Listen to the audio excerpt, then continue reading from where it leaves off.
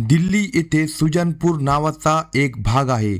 याच भागात कोयला नगर नावाचा उपपरिसर येतो. कोयला नगरमध्ये एक घर होतं जिथे एक कुटुंब राहत होतं. घरातील सर्वात मोठा करता धरता म्हणजे कुटुंब प्रमुख होता राजेश गौतम. त्याची बायको होती उर्मिला गौतम आणि त्या दोघांना 2 मुले होती आणि ते दोन्ही मुलं शाळेत जात होते. राजेश गौतम आपल्या परिसरातील सर्वात संपन्न आणि श्रीमंत कुटुंबापैकी एक मानला जात होता. त्याच्याकडे वेगवेगळ्या ठिकाणी मोठ्या प्रमाणात जमिनी होत्या. एकूण मिळून सुमारे 45 कोटींची मालमत्ता त्याच्याकडे होती. काही संपत्ती त्याला वारसा हक्काने मिळाली होती आणि काही त्याने स्वतः देखील कमवली होती. पेशाने तो एक सरकारी शिक्षक होता आणि कानपूरमधील सरोसल ब्लॉकच्या ज्युनियर हायस्कूलमध्ये तो शिकवत होता. ही नोकरी त्याच्यासाठी फक्त टाइमपास सारखी होती. त्याला काही देखील करण्याची गरज नव्हती. त्याच्याकडे सर्व काही होतं.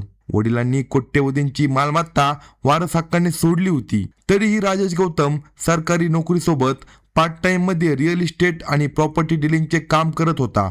राजेश गौतम याला एक सवय होती. तो रोज सकाळी मॉर्निंग वॉकला जात होता आणि अनेकदा आपल्या दोन्ही मुलांना सोबत नेत होता. कधी तो पार्कमध्ये फिरायला जायचा तर कधी रस्त्यावर चालायचा.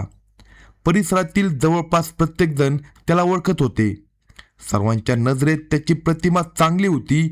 आता तारीख येते 4 नोव्हेंबर 2023ची. सकाळची वेळ होती. हवामान थंड होतं आणि चांगलीच थंडी पडत होती. रस्त्यावर देखील लोकांची वर्दळ खूप कमी होती आणि वाहनांची ये-जा देखील कमी झाली होती. 4 नोव्हेंबरच्या सकाळी सुमारे 5 ते 6 वाजण्याच्या दरम्यान राजेश गौतम नेहमीप्रमाणे फिरण्यासाठी घरातून बाहेर पडला. त्या दिवशी मुलं त्याच्या सोबत आली नव्हती. फिरता फिरता राजेश स्वर्ण जयंती विहार परिसरात पोहोचला. तो त्याच्या घरापासून फार दूर नव्हता. आता वेळ झाली. सकाळचे 6:30 वाजले होते. अचानक एक वेगाने येणारी कार आली आणि तिने राजेशाला जोरदार धडक दिली. धडक इतकी भीषण होती की आजूबाजूच्या लोकांना मोठा आवाज ऐकू आला. जणू काहीतरी स्फोट झाला होता. धडकेनंतर राजेश गौतम जवळपास 20 फूट दूर एका झाडाजवळ जाऊन पडले होते. तिथे काही दगड पडले होते. त्यामुळे त्यांचे डोके त्या दगडावर जोरात आपटले. त्याच्या हातापायाला गंभीर दुखापत झाली. ज्या कारने धडक दिली होती ती अतिशय वेगात होती. अपघात होताच त्या कारचा तोल गेला आणि ती कार एका खांबाला जाऊन धडकली. कारचा एक टायर फुटला. त्या गाडीमध्ये बसलेला ड्रायव्हर ताबडतोब बाहेर पडला आणि तिथून पळून गेला. एकीकडे राजेश गौतम रस्त्याच्या कडेला बेशुद्ध अवस्थेत पडले होते आणि त्याच्या डोक्यामधून मोठ्या प्रमाणात रक्त वाहत होते. तर दुसरीकडे धडक देणारी कार खांबाला धडकून तशीच उभी होती. ही घटना काही लोकांनी प्रत्यक्षदर्शी पाहिली होती आणि ते या घटनेचे साक्षीदार होते. त्यांनी हे सर्व स्वतःच्या डोळ्यांनी पाहिलं होतं. ते लोक लगेच धावत जखमी व्यक्तीकडे गेले आणि जवळ जाऊन पाहतात स्थानिक लोकांनी त्या व्यक्तीला ओळखलं. तो राजेश गौतम होता. त्यानंतर कुणीतरी राजेशच्या मोठ्या भावाला ही फोन करून माहिती दिली. तुझ्या भावाचा रोड अपघात झाला आहे. योगायोगाने त्या दिवशी 4 नोव्हेंबरला राजेशचा पुतण्या नेव्ही ऑफिसर कुलदीप गौतम हा देखील सुट्टीवर घरी आला होता. तो घरात पोचून फक्त 2 मिनिटे झाली नव्हती की त्याला कळालं की त्याच्या काकाचा अपघात झाला आहे. हे ऐकताच राजेशचा मोठा भाऊ आणि पुतण्या दोघेही तात्काळ घटनास्थळी पोहोचले. पण ते तिथे पोहोचेपर्यंत पोलीस आधीच घटनास्थळी दाखल झाले होते आणि त्यांनी राजेशाला रुग्णालयात हलवले होते. आता मोठा भाऊ आणि पुतण्या दवाखान्यात पोहोचले. पण तिथे त्यांना जे ऐकायला मिळाले ते खूप धक्कादायक होतं. राजेश गौतम याचा मृत्यू झाला होता. त्यानंतर त्याचा मृतदेह पोस्टमॉर्टमसाठी पाठवण्यात आला होता. या घटनेमुळे सर्वजण हादरून गेले होते. जेव्हा ही बातमी राजेश याच्या बायकोला कळाली की रस्ता अपघातामध्ये तिच्या नवऱ्याचा मृत्यू झाला आहे तेव्हा ती मोठ्याने रडू लागली. घरावर दुःखाचा डोंगर कोसळला होता. घरात 2 लहान मुले होती. आता त्यांचं काय होणार? त्यांचे पालनपोषण कसं होणार? काही प्रत्यक्षदर्शींनी पोलिसांना सांगितलं. एक कार वेगात आली आणि गौतम यांना धडक दिली. त्यानंतर ती कार जाऊन खांबाला धडकली. कुणीही धडक देणाऱ्या व्यक्तीकडे विशेष लक्ष दिलं नव्हतं, कारण सगळेजण राजेशकडेच धावत गेले होते. पहिल्या नजरेत हे स्पष्टपणे रोड अपघाताचे प्रकरण वाटत होतं. पोलिसांनी देखील याच आधारावर प्रकरण नोंदवलं. धडक देणारी जी गाडी होती ती होती मारुती इको. पोलिसांनी ती गाडी जप्त करून घेतली. आता पोलिसांनी गाडीच्या रजिस्ट्रेशन नंबरवरून मालकाचा शोध घेण्याचा प्रयत्न केला, पण तपासात एक धक्कादायक गोष्ट समोर आली. नंबर प्लेट ही बनावट होती. त्यानंतर पोलिसांनी CCTV फुटेज काढून तपास करायला सुरुवात केली. फुटेजमध्ये देखील एक इको गाडी वेगात येताना आणि धडक देऊन खांबाला धडकताना दिसली होती. जरी अपघाताचा नेमका क्षण कॅमेऱ्यात कैद झाला नव्हता, तरी ती गाडी वेगाने राजेश गौतम यांच्या दिशेने जाताना दिसत होती. पहिले 3-4 दिवस सर्वांनाच वाटत होतं की हा एक साधा रस्ता अपघात आहे. पोलिसांचा देखील तोच अंदाज होता. पण इथेच राजेशचा पुतण्या कुलदीप गौतम, जो की नेव्ही ऑफिसर होता, याला ही घटना साधा अपघात वाटत नव्हती. त्याच्या मनात सतत एक प्रश्न येत होता. काका सकाळी चालायला गेले होते, मग कार चालक इतक्या वेगाने का चालवत होता? साहजिकच राजेश रस्त्याच्या मधोमध चालत नव्हते. संपूर्ण रस्ता जवळजवळ रिकामा होता. जर गाडी वेगाने होती तर ती सरळ पुढे गेली असती. मग अचानक तिने गाडी वळवून साईडला का घेतली? जिथे राजेश होते तिथेच का त्यांनी त्याला धडकावलं? याशिवाय गाडीचा नंबर देखील बनावट निघाला होता. या सगळ्या गोष्टीमुळे कुलदीपला संशय आला की काकासोबत जे झाले तो साधा अपघात नसून पूर्वनियोजित कट असू शकतो. कुलदीपने ही गोष्ट घरी सर्वांना सांगितली. आतापर्यंत घरातील सर्वजण याला साधा रस्ता अपघात समजत होते. राजेश याची बायको देखील तसंच मानत होती. पण आता हळूहळू संशय वाढू लागला. हा अपघात नसून खून तर नाही ना? हे कळताच राजेश याची बायको थेट पोलीस स्टेशनला पोहोचली. पण इथे तिने एक धक्कादायक आरोप केला. माझ्या नवऱ्याच्या मृत्यूमागे माझा दीर आणि पुतण्या आहे. तिचा आरोप होता की हे लोक राजेशची प्रॉपर्टी हडप करण्यासाठी हे सर्व करत आहे.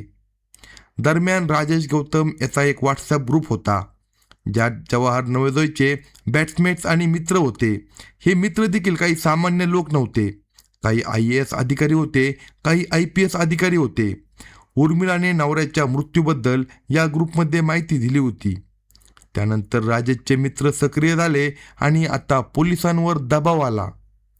त्यामुळे पोलीस तपास वेगाने पुढे जाऊ लागला. तपासासाठी 4 वेगवेगळ्या टीम्स तयार करण्यात आल्या. एक टीम CCTVचा तपास करत होती, दुसरी टीम नातेवाईकांची चौकशी करत होती, तिसरी टीम कॉल डिटेलची तपासणी करत होती, चौथी टीम संशयित गाड्यांचा शोध घेत होती. आता खऱ्या अर्थाने तपास सुरू झाला होता. राजेश गौतम याचे 3 भाऊ होते. सर्वजण आपापल्या आयुष्यामध्ये स्थिर झाले होते. सर्वांनी आपापली सेपरेट घरे बांधली होती. सर्वांची लग्न देखील झाली होती. राजेश गौतम याचं लग्न 2012 मध्ये झालं होतं. सर्व भावांमध्ये खूप प्रेम होतं. कधीही प्रॉपर्टी किंवा जमिनीवरून छोटासाही वाद झाला नव्हता. वडिलांच्या मृत्यूपूर्वी त्यांनी आपली मालमत्ता सर्व मुलांमध्ये समान वाटली होती. त्यांच्या जाण्यानंतर देखील सर्व भाऊ प्रेमाने राहत होते. पोलिसांना भावांमध्ये प्रॉपर्टीवरून कोणताही वाद दिसला नाही. आता राजेश इतका मोठा व्यक्ती होता, म्हणून प्रॉपर्टी डिलिंगच्या क्षेत्रात त्याची कोणाची तरी शत्रुता असू शकते असा कोणही तपासला गेला होता. पण त्यांच्या आयुष्यात अशी कोणतीच समस्या पोलिसांना आढळून आली नाही. तो एक सरकारी शिक्षक होता आणि सोबत प्रॉपर्टी डिलिंगचे काम देखील करत होता. भावांनी पोलिसांना सांगितलं की हळूहळू राजेश याने विचार केला की त्याच्या इतक्या जमिनी अशाच रिकाम्या पडल्या आहे. मग त्याने ठरवलं का नाही याच्यावर काहीतरी बांधकाम करावं, फ्लॅट किंवा अपार्टमेंट किंवा घरासारखं. पैशाची त्याच्याकडे काही कमतरता नव्हती. ही गोष्ट आहे सन 2021च्या आसपासची. त्याच वर्षी त्याने ठरवलं की त्यांना एक अनुभवी आर्किटेक्ट आणि ठेकेदारची गरज आहे.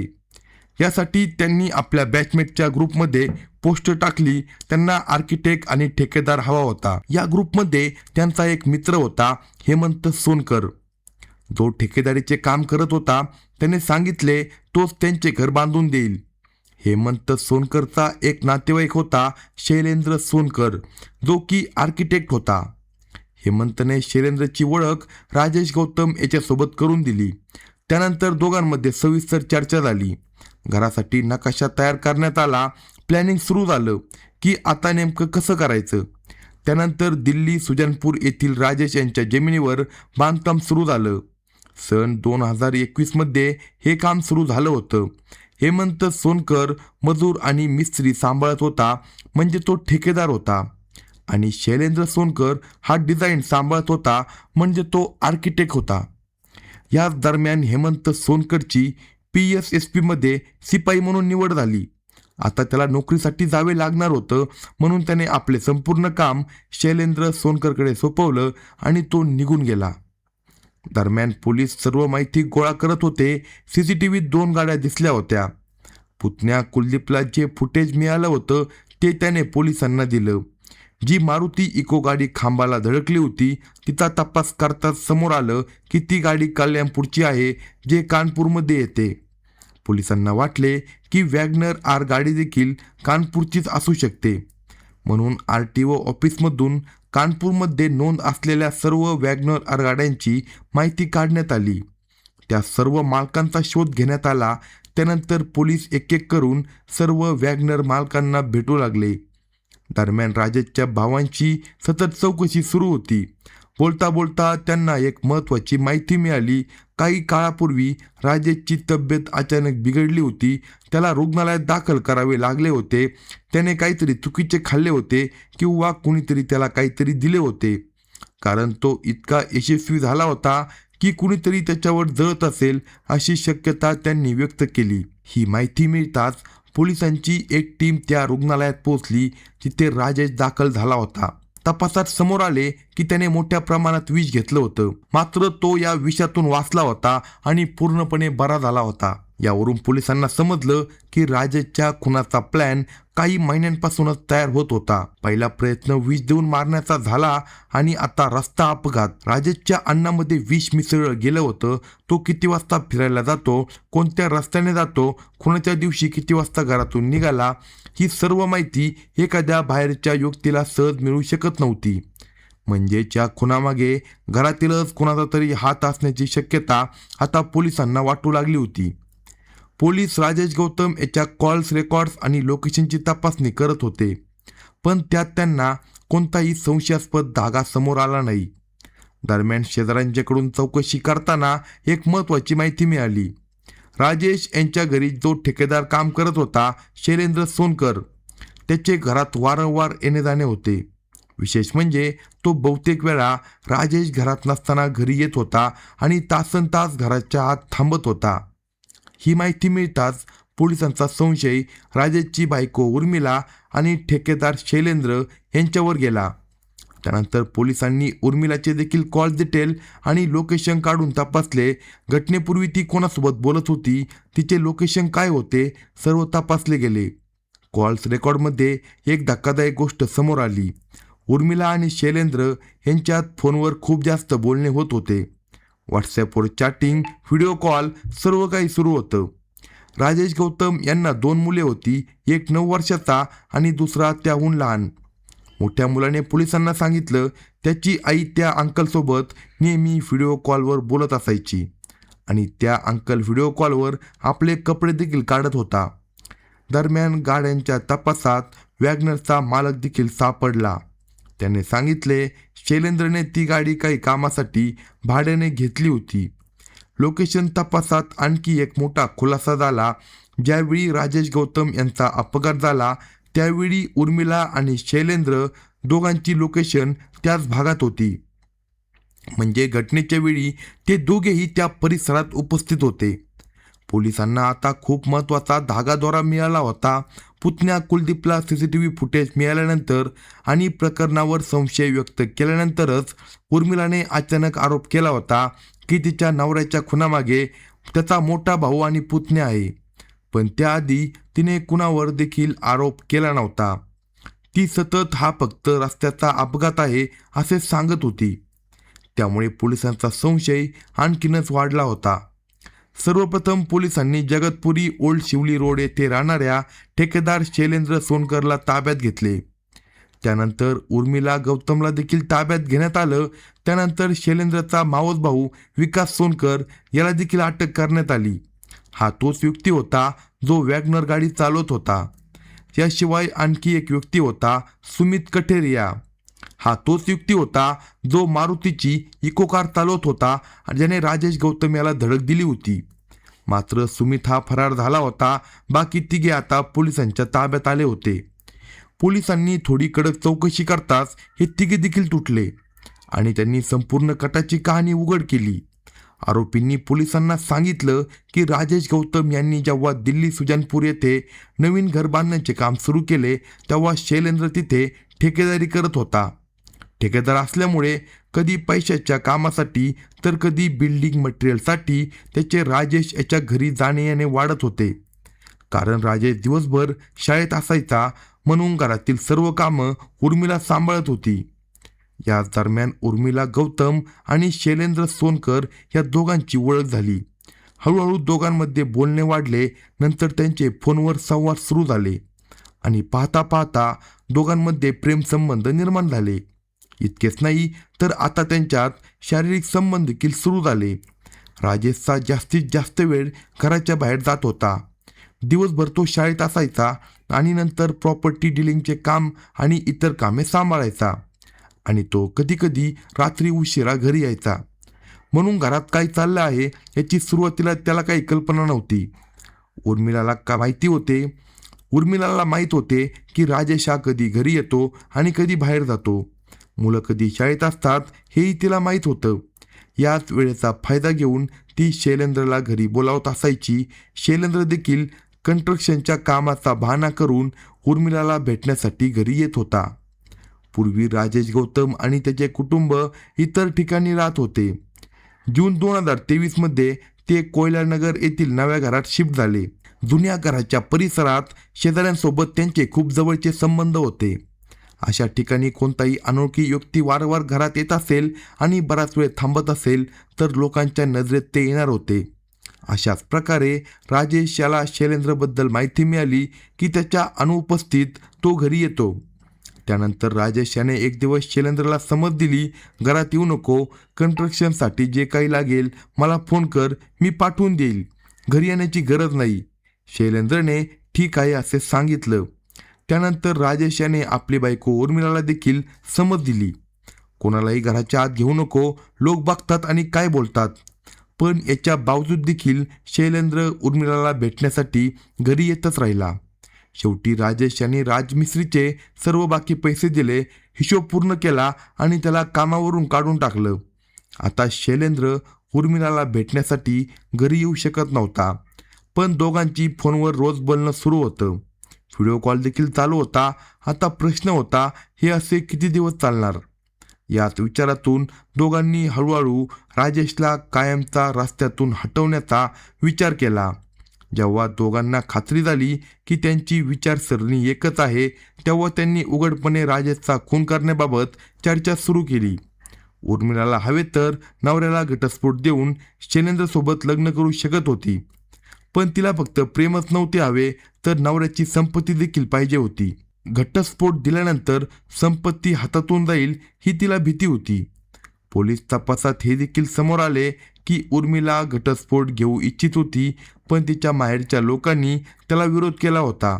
मात्र जेव्हा पोलिसांनी उर्मिलाच्या आईला विचारलं तेव्हा त्यांनी अशी कोणतीही गोष्ट नाकारली. यानंतर उर्मिला आणि शैलेंद्र यांनी खून असा करायचा ठरवला की तो अपघात वाटावा. सर्वात आधी शैलेंद्रने विषाची व्यवस्था केली आणि ते उर्मिलाला दिले. उर्मिलाने ते आपल्या नवऱ्याच्या अन्नामध्ये मिसळले. जेवताच राजेशची तब्येत अचानक बिघडली. उर्मिलाला वाटलं की आता सर्व संपलं. पण तब्येत बिघडताच राजेश याचा भाऊ याने त्याला तातडीने रुग्णालयात घेऊन गेला आणि त्याचा जीव वाचला. त्यावेळी कुणालाही संशय आला नाही की उर्मिलानेच हे सर्व केले होते. सर्वांना असं वाटलं की कुणीतरी राजेशवर जळत आहे, त्यामुळे त्याला अन्नामध्ये विष खाऊ घातले असेल. अशा प्रकारे उर्मिला आणि शैलेंद्रचा पहिला प्लॅन पूर्णपणे फसला. आता पुढची पायरी होती सुपारी देऊन खून करण्याची. शैलेंद्रने सुपारी किलर शोधला, बोलणी झाली आणि 1.5 लाखात डील ठरली. एक नव्हे तर 2 सुपारी किलर होते. त्यांनी अट ठेवली, पूर्ण पैसे आधी मिळाले तरच काम करू. उर्मिलाने आपले काही दागिने विकले आणि पैसे जमवले. शैलेंद्रने ते 1.5 लाख रुपये सुपारी घेणाऱ्या गुंडांना देऊन टाकले. त्यानंतर प्लॅनिंग सुरू झाली की खून कसा करायचा. पण पैसे घेऊन ते सुपारी किलर गायब झाले. ते परत कधी आलेच नाही. काही दिवस निघून गेले. शैलेंद्रने त्यांना खूप शोधण्याचा प्रयत्न केला, फोन केले, पण त्यांचा काही पत्ता लागला नाही. तेव्हा उर्मिला आणि शैलेंद्रला समजले की त्यांची फसवणूक झाली आहे. किलर पैसे घेऊन पळून गेले होते. ते पोलिसांकडे तक्रार देखील करू शकले नव्हते, कारण ते काय सांगणार की आम्ही खुनाची सुपारी दिली आणि पैसे देऊन किलर पळून गेले. उलट पोलीस त्यांनाच अटक केली असती असे सांगितले असते तर उलट पोलिसांनी त्यांनाच अटक केलं असतं. 10 जून 2023 रोजी नव्या घरात गौतम कुटुंबाचा गृहप्रवेश झाला. याच काळात राजेश याचे हायवेवर वारंवार येणेजाणे होत होते. उर्मिलाने विचार केला की हायवेवरच एखाद्या ट्रकने राजेशला उडवून द्यावे. यासाठी पुन्हा सुपारी देण्यात आली, पण यावेळी ट्रक ड्रायव्हरने काम करण्यास नकार दिला. आता उर्मिला आणि शैलेंद्र पूर्णपणे त्रस्त झाले होते. त्यांनी ठरवलं, आता खूप झालं, राजेशचा खून आपणच करू. त्यानंतर दोघांनी अनेक दिवस सविस्तर प्लॅनिंग केली. खून करण्याची पद्धत ठरवण्यात आली. रोड अपघातासारखा खून करण्यात कोणाला देखील संशय येणार नाही, कारण रोज कुठे ना कुठे रस्त्यामध्ये अपघात होतच असतात. उर्मिलाने सर्वात योग्य वेळ सांगितली सकाळची, कारण यावेळेस राजेश मॉर्निंग वॉकला जात होता. रस्ता तुलनेने रिकामा असतो आणि गर्दी देखील कमी असते, म्हणून खून करणे सोपे जाईल. स्वतःची गाडी वापरता येणार नव्हती, म्हणून कल्याणपूर येथून एक सेकंड हँड मारुती इको खरेदी करण्यात आली. त्यानंतर त्या गाडीची नंबर प्लेट बदलण्यात आली आणि बनावट नंबर प्लेट लावण्यात आली. ते इथेच थांबले नाही. जर अपघातानंतर इको गाडीला काही झाले तर पळून जाण्यासाठी दुसरी गाडी हवी होती, म्हणून एक वॅगनार गाडी त्यांनी खरेदी केली. आता या दोन्ही गाड्या चालवण्यासाठी ड्रायव्हर लागणार होते. इको कारसाठी मिळाला सुमित कठेरिया. उर्मिलाने त्याला खुनासाठी 2.5 लाख रुपये देण्याचे मान्य केले. वॅगनरसाठी शैलेंद्रचा मावस भाऊ विकास सोनकर याला तयार करण्यात आलं. त्याला लालच देण्यात आलं, राजेशच्या खुनानंतर संपूर्ण प्रॉपर्टी त्यांच्या ताब्यात येईल आणि दोघे मिळून मोठा व्यवसाय करतील. त्यानंतर संपूर्ण प्लॅन बारकाईने करण्यात आला. कोण, कधी, कुठे, काय करणार, आणि मग तो दिवस जवळ येऊ लागला. आता तारीख होती 4 नोव्हेंबर 2023ची. थंडीचा मोसम होता, म्हणून फार कमी लोक सकाळी फिरायला बाहेर पडत होते. पण राजेशसाठी हे काही नवीन नव्हते.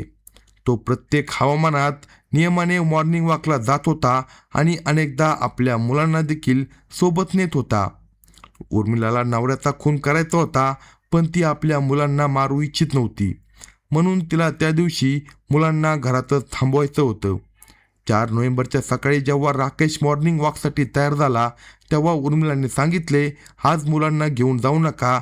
मोठ्या मुलाचा अभ्यास करायचा आहे आणि छोट्या मुलाची तब्येत ठीक नाही. पण मोठा मुलगा मॉर्निंग वॉकसाठी तयार झाला होता आणि तो बाहेर देखील पडणार होता. राजेश घरातून बाहेर पडला आणि त्याच्या मागून मुलगा देखील जाऊ लागला. तेव्हाच उर्मिलाने मुलाला थांबवलं आणि त्याला बाथरूममध्ये बंद केलं. बाथरूमची कडी बाहेरून नीट लागत नव्हती, म्हणून उर्मिला स्वतः हाताने दरवाजा धरून उभी राहिली. जोपर्यंत राजेश दूर गेला नाही, तोपर्यंत मुलगा बाथरूममध्ये रडत होता. थोड्या वेळाने तिने दरवाजा उघडला आणि मुलाला छतावर स्केटिंग करायला पाठवलं. त्यानंतर उर्मिलाने शैलेंद्रला फोन केला आणि सांगितलं, राजेश घरातून निघाला आहे. त्यानंतर इको कारमध्ये सुमित कठेरिया तयार बसला होता. वॅगनर गाडी विकास चालवत होता आणि त्याच गाडीत शैलेंद्र देखील बसला होता. याच वॅगनर गाडीमध्ये उर्मिलाला देखील पिक करण्यात आलं. हा खून होताना तिला स्वतःच्या डोळ्यांनी पाहायचं होतं. त्यांना आधीच माहिती होतं की राजेश कोणत्या रस्त्याने जाणार, म्हणून ते आधीच त्या रस्त्यावर जाऊन थांबले होते. सुमित काही अंतरावर इको कार घेऊन उभा होता. सर्व काही आधी ठरलं होतं. धडक कुठे मारायची. जसा राजेश वॅगनर जवळून गेला, सुमितने इको कार वेगात पुढे चालवली. जाणीवपूर्वक गाडी दुरून आणली गेली, जेणेकरून ती पूर्ण वेग पकडेल, आणि मग ती भयानक धडक झाली. धडकेनंतर गाडीचा तोल गेला आणि ती खांबाला जाऊन धडकली. टायर फुटला. यानंतर वेगनार इको जवळ आली. सुमित खाली उतरला आणि वेगनार गाडीमध्ये बसून ते सर्वजण तिथून पळून गेले. उर्मिला आधी घरी परतली होती, जेणेकरून ती सामान्य दिसेल, पण संपूर्ण कट जास्त काळ लपून राहिला नाही. पोलीस तपासात उर्मिला, शैलेंद्र आणि विकास या तिघांना देखील अटक करण्यात आली. सुमित कटेरिया मात्र फरार झाला. पोलिसांच्या अनेक टीम्स त्याचा शोध घेत आहे. राजेशच्या मृत्यूनंतर 2 लहान मुलांच्या डोक्यावरून वडिलांचे सावट गेलं आणि त्यांची आई देखील जेलमध्ये गेली.